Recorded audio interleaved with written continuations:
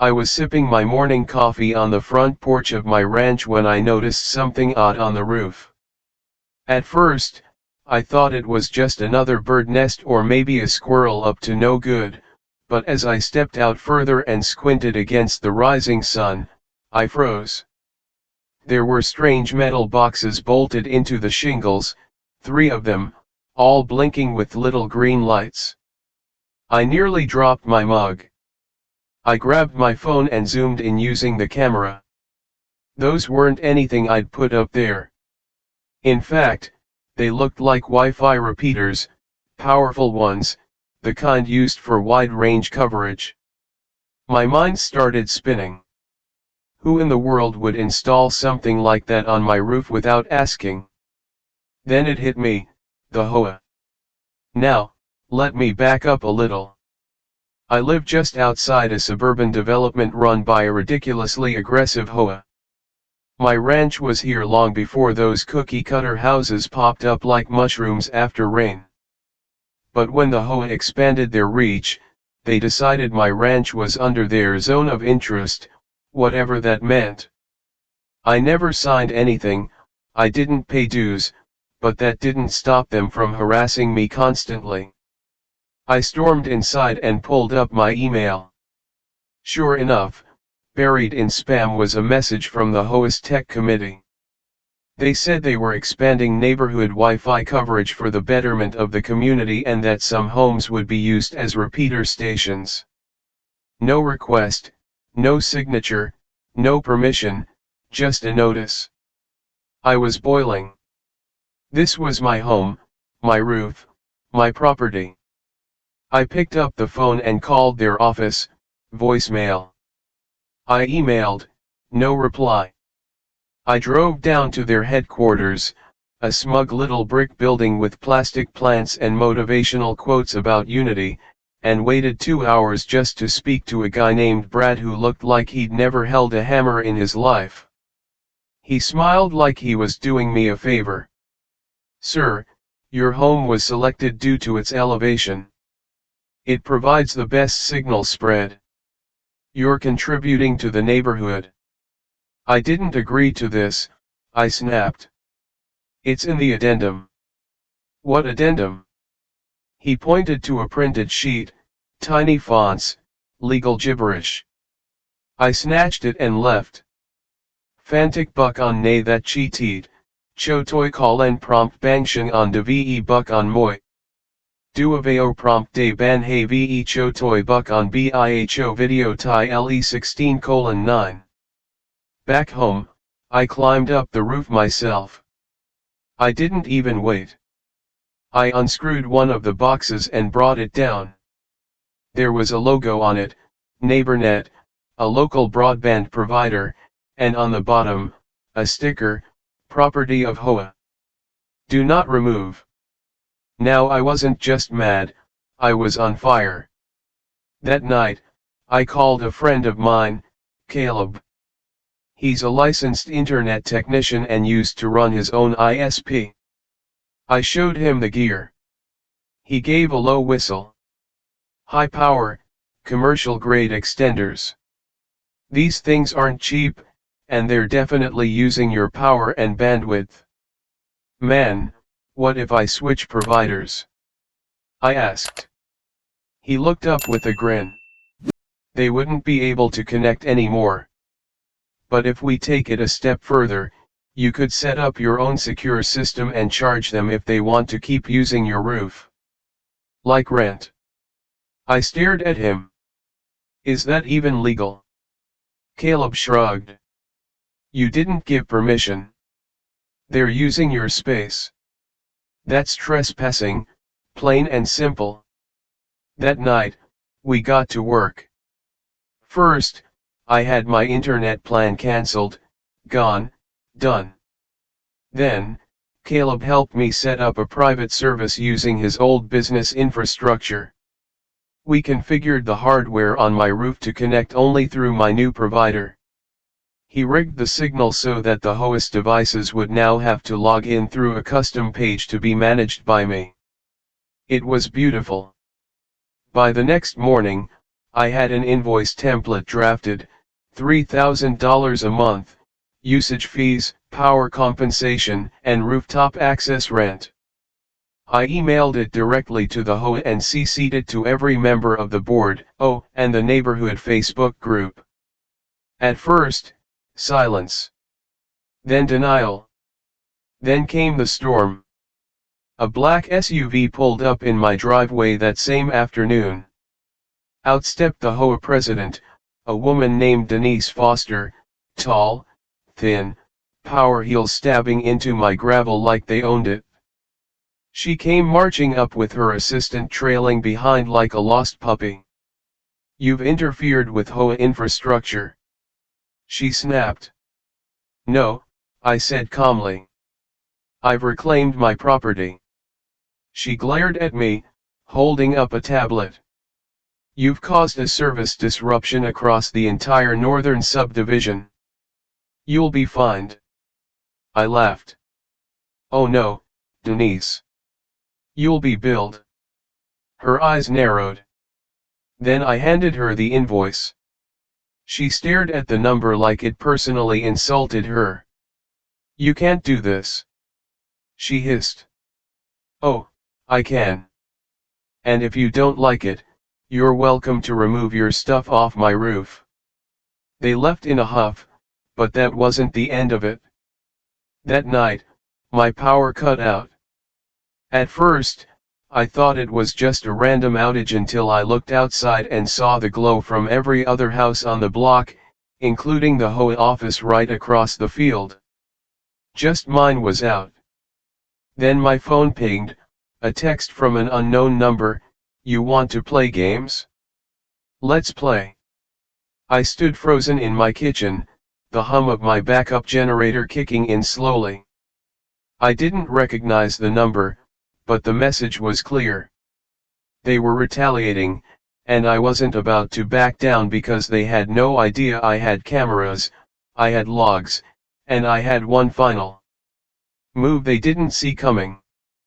The next morning, I went straight to the sheriff's office, but before I could even finish reporting the power tampering, my front gate camera alerted me. 3 men in reflective vests were climbing my fence, headed straight for the roof. I raced out of the sheriff's office, didn't even wait for the deputy to finish asking me to slow down. I had a bad feeling in my gut. My ranch wasn't just land and wood, it was my home, my safe space, and now these HOA goons were crossing a line. Fantic buck on nay that cheated, chotoy call and prompt bangshang on de ve buck on moi.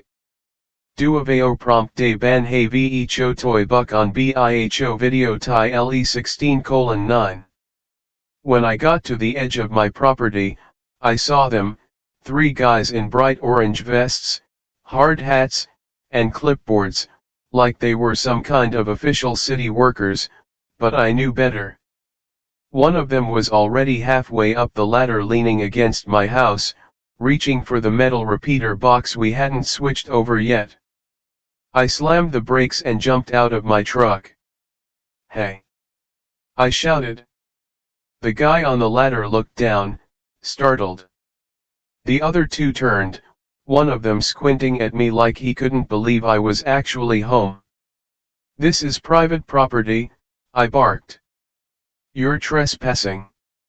"We're with neighborhood communications," the guy on the ground replied, flashing an ID I didn't even look at. "We're just here to perform maintenance, standard procedure, on my roof." I snapped. They hesitated. I pulled out my phone and held it up, showing the live footage from the camera mounted near the back porch.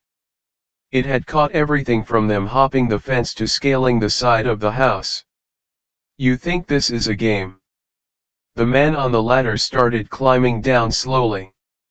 "Look," the other guy said, "we were told you were out of town." You were told wrong. And now I've got you on video trespassing, interfering with my equipment, and breaking entry onto my ranch. So unless you want me to call the sheriff, and I mean the real one this time, "You better get off my land in the next 30 seconds." They didn't argue. They practically ran back to the truck parked behind my barn and took off. I stood there, heart pounding, watching the dust settle. My phone buzzed again, this time a voicemail from the HOA's tech committee. "Mr. Porter, it seems there's been a misunderstanding.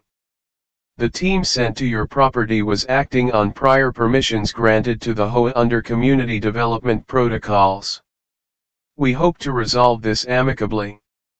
Amicably? These people were insane. I knew this wouldn't stop here, but I also wasn't going to let them bully me. That night, I invited Caleb back to help me install full-range security upgrades, motion sensors, extra lights, and a new access-controlled camera system tied directly to my cloud account. I even put a sign out by the gate, "Private Ranch.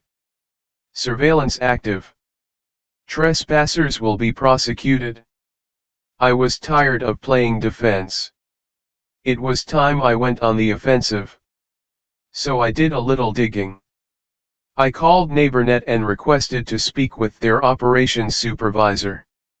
I gave them the serial numbers off the repeater boxes and asked if they could trace the installation orders. The guy on the other end, Matt, was polite but tight-lipped. "Sir, unfortunately, unless you're the account holder. I'm the property owner they're using without consent." He hesitated. "That's definitely a situation. Let me escalate this and get back to you." An hour later, I got a call, not from Matt, but from NeighborNet's legal team. They were very interested in what I had to say. Turns out, the HOA had been applying for a community tech grant offered by the city, claiming they'd received voluntary access to high points of the neighborhood for expanded Wi-Fi distribution. My ranch was listed as one of the main community-approved nodes. The only problem? They'd forged my signature. That's right, on the grant document was a scribbled version of my name, badly faked. I felt sick just looking at the scan they emailed me. I forwarded everything to my lawyer, then marched down to the sheriff's department to file a formal report for forgery, trespassing, illegal utility access, and tampering with private property. But that wasn't even the best part. While sitting with the deputy, my phone buzzed again. This time it was from a mom in the neighborhood I barely knew. She was furious. Apparently, her son's online classes kept dropping because the HOA system went down. She'd called them to ask why, and they told her I was to blame. So the HOA was trying to make me the villain. I drove home ready to explode, and that's when I saw it. On my gate, spray painted in red, "Community Enemy Number 1. I froze, my hands curled into fists. They'd gone too far. But I didn't touch it. I didn't wash it off. Instead, I took photos from every angle, then I posted them online with a caption, "This is what happens when you expose an HOA's illegal Wi-Fi scheme and stand up for your rights. My ranch. My roof. My rules. Fantic buck on nay that cheated, chotoi call and prompt bangshang on de ve buck on moi.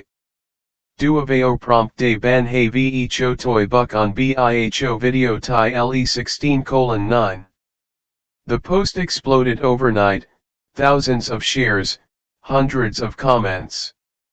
Local news stations messaged me asking for interviews. Even a tech blog picked it up, talking about the Wi-Fi war of Whispering Pines. But nothing prepared me for what I found the next morning. They didn't take anything, but they left something behind, a bag of cement poured out in a trail leading to the front door with one word scratched into the concrete, "Move." And that's when I knew this wasn't just about Wi-Fi anymore. I stood there, staring at the cement trail, heart pounding so loud I could hear it in my ears. The word move etched crudely into the drying mix wasn't just a threat, it was personal. Whoever did this wanted me to feel cornered, intimidated, but they didn't know me. I was raised in this house. My father built that barn with his bare hands. My mom taught me how to ride a horse in the field behind it. This wasn't just land, it was legacy, and I wasn't going anywhere. I took pictures, every angle, the cement bag, the scratches, even the odd boot prints leading away from the mess. Then I checked my cameras again. Whoever did it knew how to avoid them, either that or they were smart enough to wear something to block detection. Either way, this wasn't just some prank, it was calculated. I filed another report with the sheriff's department and turned over the new photos. The deputy, a younger guy named Tom, took it seriously. He promised they'd be increasing patrols near my ranch and even gave me his personal number. But there was only so much the law could do when the ones causing trouble wore name tags and held HOA positions. Meanwhile, Caleb came over again that night. We reinforced the barn with new locks and set up hidden, motion-triggered wildlife cameras in the trees lining the road. We even hooked one into a dummy birdhouse to catch anyone sneaking onto the property. We weren't just defending anymore, we were documenting. A few days passed without incident, and I was starting to feel like maybe the worst had passed. But then I received a certified letter in the mail. It had the HOA seal on the front and a ridiculous amount of red stamps that screamed urgent.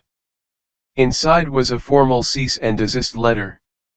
They were accusing me of unauthorized tampering with HOA equipment, willfully disrupting a public service, violating community cohesion standards, and damaging the greater good of the neighborhood. And then it hit me, they weren't just angry, they were scared. Because I'd posted the story online, because people were talking, because reporters were sniffing around, they were losing control of the narrative. Their little empire of control was starting to crack, and that's when I knew exactly what I needed to do. The next morning, I scheduled a public meeting at the local town hall.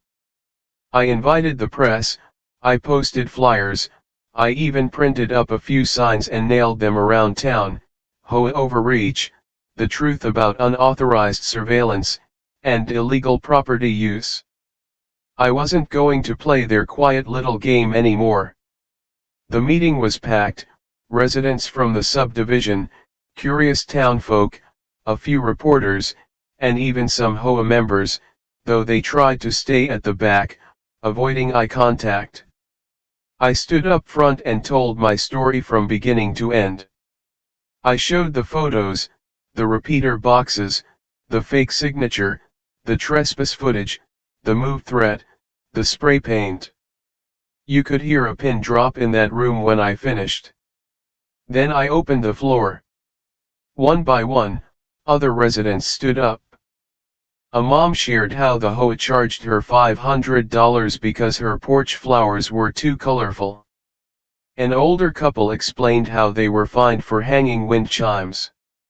A single dad said they tried to tow his truck while he was still inside it because it wasn't parked at the proper angle.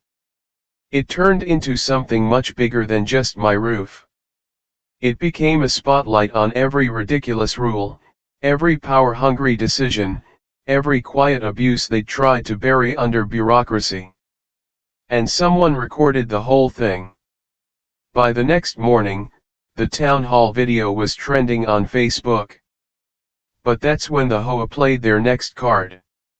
I was out feeding the horses when I heard shouting from the front gate. A big crowd was gathering, people holding signs.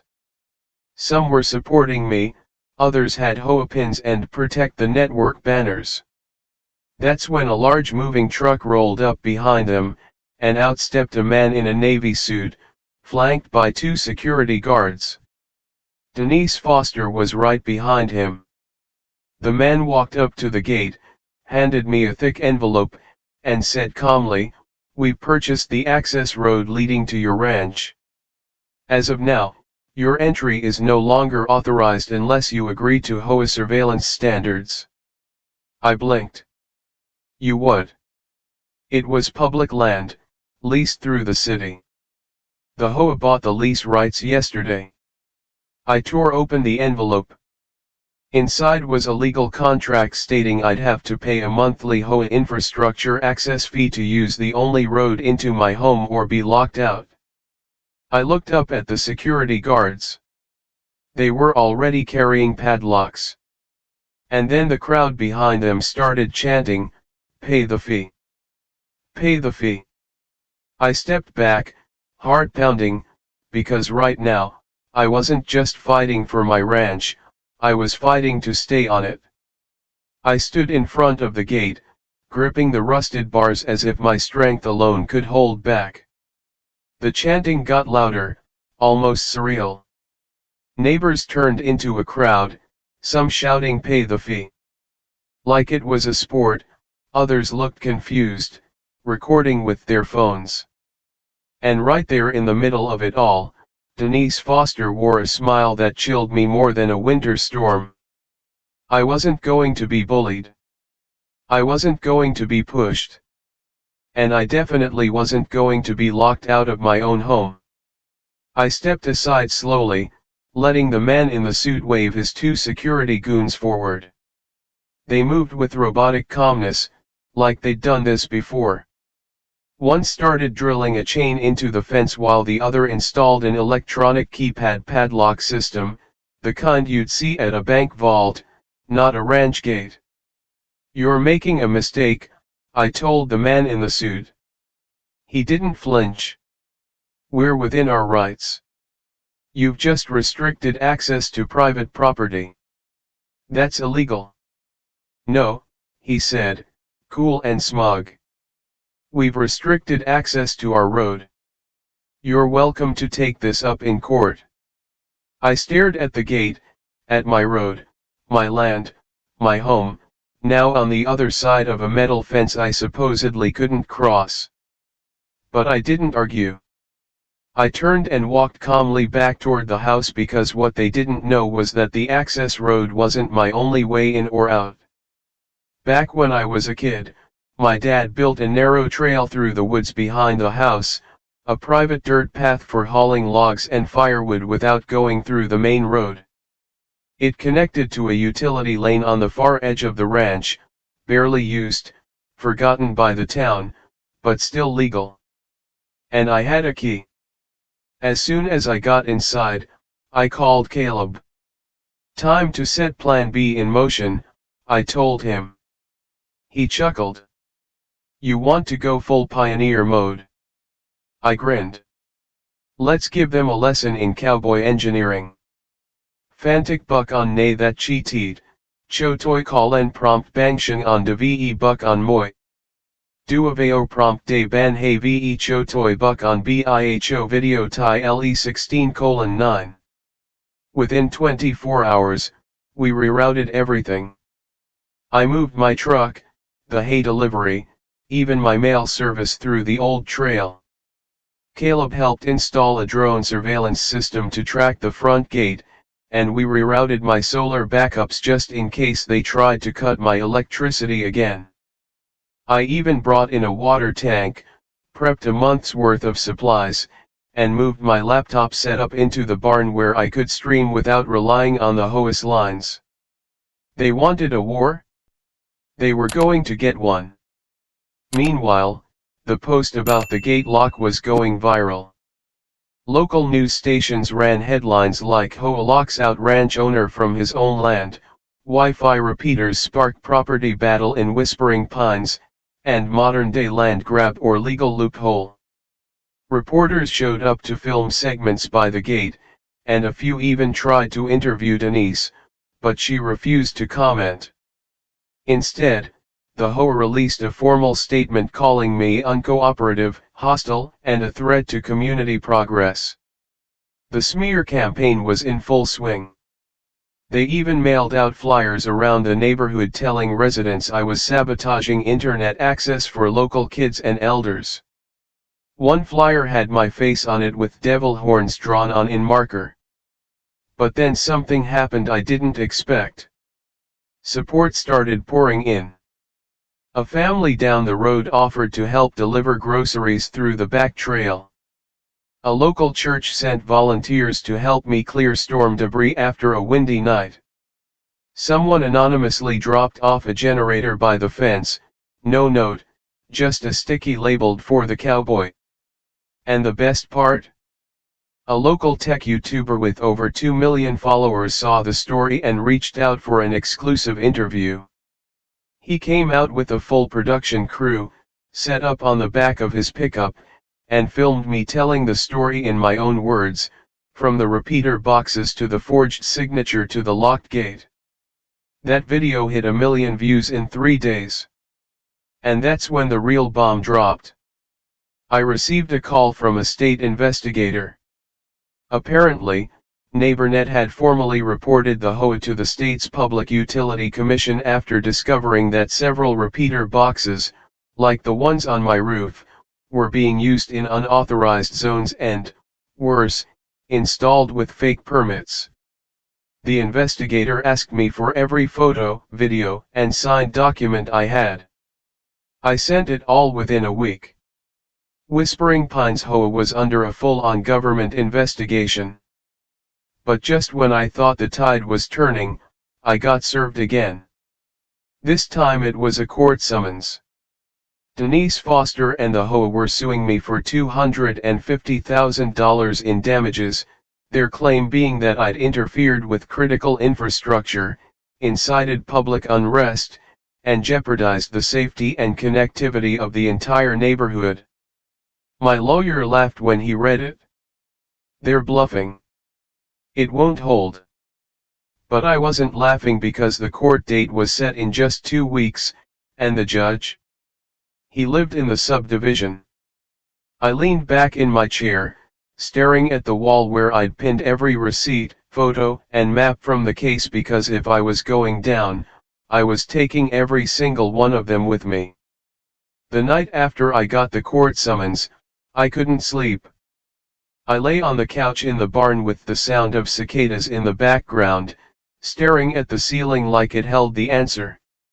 A $250,000 lawsuit filed by the same people who trespassed on, forged my signature, tampered with my property, and locked me out of my own ranch. It would have been laughable if it wasn't so dangerous. They were playing dirty, and they had the home court advantage. The judge assigned to my case, Judge Reynolds, lived just 3 blocks from the HOA headquarters. Rumor had it he was friends with Denise's husband. I didn't have proof of bias, but I didn't need it. I'd seen enough to know the scales weren't balanced. But I wasn't walking into that courtroom unarmed. I had proof, I had footage, I had Caleb, and I had one more card to play.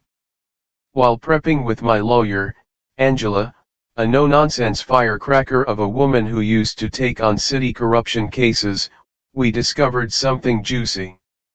We were reviewing the lease agreement the HOA used to purchase the access road.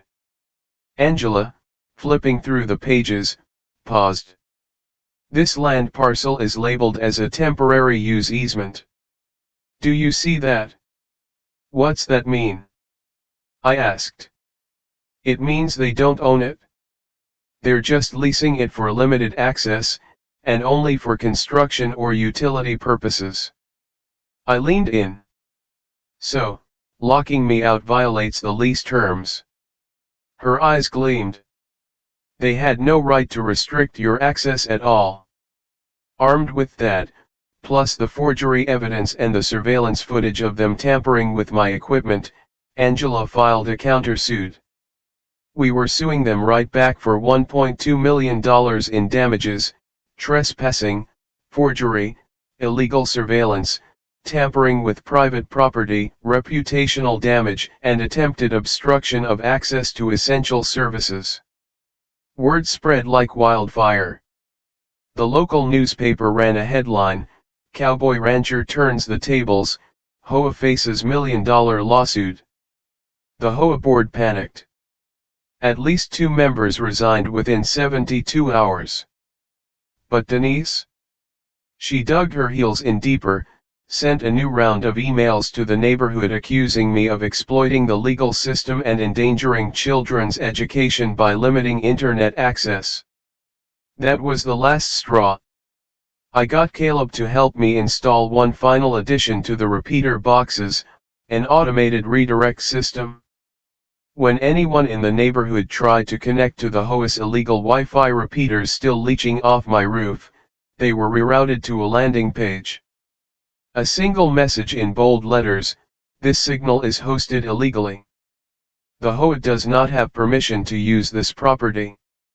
Learn the truth at https://www.google.com/search?Myron.C-Homie-Rights.com. We launched the website the next morning. It had all the documents, all the photos, the original forged signature, even downloadable PDFs of the cease and desist letters. It went viral again. News outlets picked up the story, national ones this time. I did interviews with 2 major news stations. The YouTuber who interviewed me dropped a follow-up video calling the HOA the dumbest cyber villains of the decade. But just when I thought things couldn't escalate more, I came home to find my back trail blocked. A large tree had been cut down on purpose, dragged across the path, and bolted into place with chains and padlocks. A note stapled to it read, "This is your fault. Fantic buck on nay that cheated, chotoy call en prompt bangshang on de ve buck on moi. Duaveo prompt de ban he ve chotoy buck on biho video tie le 16:9. I called the sheriff immediately. Deputy Tom showed up within 20 minutes, and after inspecting the scene, he looked furious.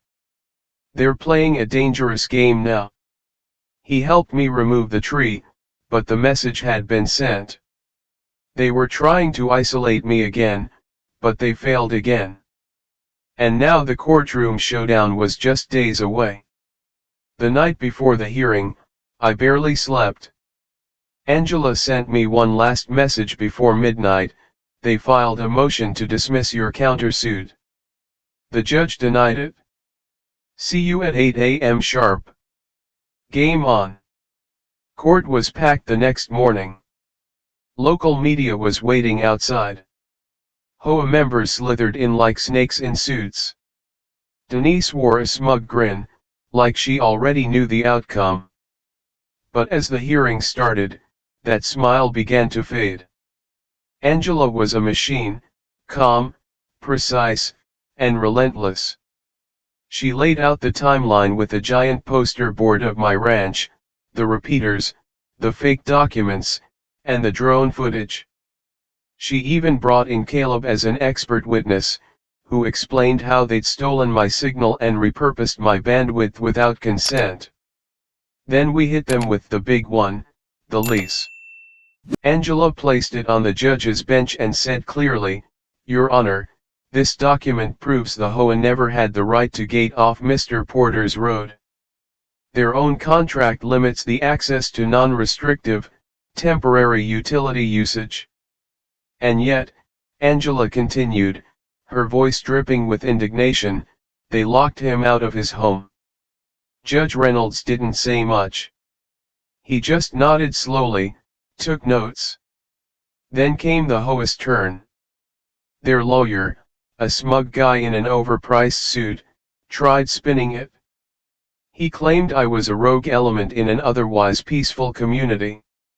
He showed photos of the Wi-Fi disruptions and the flyers the HOA had passed around. Angela objected to the character attacks, sustained. They tried to discredit the forgery claims, said it was a clerical mistake. Angela slammed the forged signature side by side with my real one on a projection screen. And then she called Denise Foster to the stand, under oath. Things unraveled fast. Angela asked one question: "Did Mr. Porter ever permission for your tech team to install devices on his roof. Denise hesitated, then lied. Yes. Angela handed the judge a printed copy of the camera footage, the one that clearly showed the installers sneaking over the fence without permission. Judge Reynolds leaned forward and asked, "Are you sure you'd like to maintain that answer, Mrs. Foster?" Denise went pale, and just like that, the tide turned. We weren't even done when the judge called a recess, shook his head, and told both parties he'd issue a ruling the following morning. That night felt like the longest night of my life. I waited on the porch of my ranch, watching the stars overhead, wondering what tomorrow would bring. But deep down, I already knew, because I had truth, I had evidence, and I had the law finally on my side. But just as I was about to head inside, my phone buzzed with a single, chilling message, "You think it's over? Tomorrow we burn it down." I had no idea if they meant the case or my home. I didn't sleep that night. I sat up in the barn with my shotgun across my lap and a mug of cold coffee in my hand, staring out at the ranch I'd spent my life protecting. Every creak of wood, every gust of wind made my heart skip. The message replayed in my mind like a broken record, "You think it's over? Tomorrow we burn it down." Was it just a threat, or were they really planning something? By dawn, I'd already called the sheriff's department. Deputy Tom personally came out and stationed a patrol car on the far end of the trail, just in case. Caleb came by with his drone, flying it over the fields and tree lanes, looking for movement. Nothing. The sun came up like any other morning, but the air was heavy. Court was set for 9 a.m. sharp. Angela picked me up at 7:30, documents organized in a thick binder on her lap. "You ready?" she asked. "I've been ready since they drilled that first bolt into my roof." We walked into the courthouse with news cameras flashing, a small group of neighbors cheering me on from across the street. But I kept my head down. It wasn't about fame, it was about justice. Inside, Denise Foster looked worse than I'd ever seen her, no lipstick, hair in a bun, and hands visibly shaking. The rest of the HOA board sat stiffly behind her, whispering in hushed voices. The courtroom settled as Judge Reynolds walked in and took his seat. He didn't waste time. "I've reviewed the evidence from both sides," he began, "and while this case has gained a considerable amount of public attention, I intend to make my ruling based solely on the facts presented." He adjusted his glasses and looked directly at Denise. The HOA had no legal right to install equipment on Mr. Porter's property without written consent. Furthermore, the signature on the permit application was confirmed to be forged. The room gasped. Judge Reynolds continued, restricting Mr. Porter's access to his own land by gating a leased easement intended only for temporary use was a clear overreach. This court finds in favor of Mr. Porter. He slammed the gavel. Then he turned to the other side of the room. Additionally, in regard to the countersuit, this court awards Mr. Porter $950,000 in damages. Another gasp. I didn't even breathe, I just stared straight ahead, barely believing what I was hearing.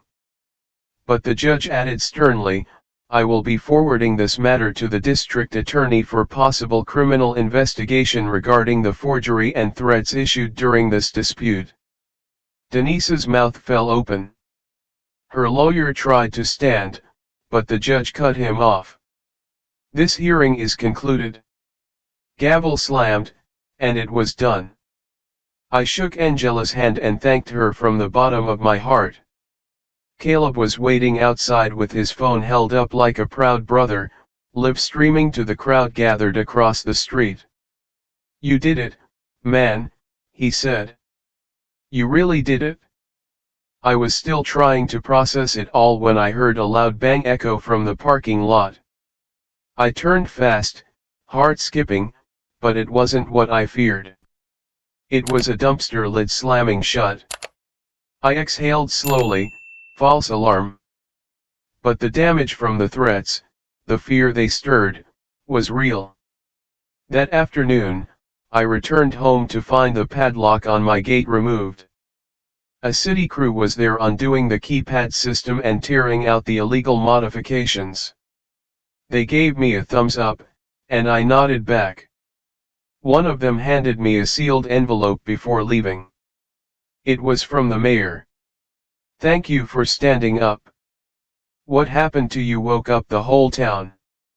We're reviewing every HOA in the county. You made a difference." I smiled for the first time in what felt like months. Later that evening, with the fireflies blinking in the fields, I walked around the ranch and checked every corner, the trail, the barn, the porch. Everything was still in place. I stood at the very edge of my land, where the repeater boxes used to sit, now removed and gone, and I breathed in the quiet, not the silence of fear, the peace of freedom. A few days later, the HOA officially dissolved, with Denise under investigation and half the board members resigning. The neighborhood held a vote and terminated the org. The subdivision opted for a community-led volunteer group instead. And me? I used part of the settlement money to build a new barn, repair the damaged fences, and donate upgraded internet to the local school, without using anyone's roof. I even started a small blog called Ranch Justice where people across the country now share their own stories of standing up to HOA tyranny. Turns out I wasn't alone. They thought they could break me. They thought they could outlawyer me, outshame me, outlast me. But they forgot one thing: this land didn't just belong to me, I belonged to it. And no gate, no threat, and no crooked HOA could ever change that.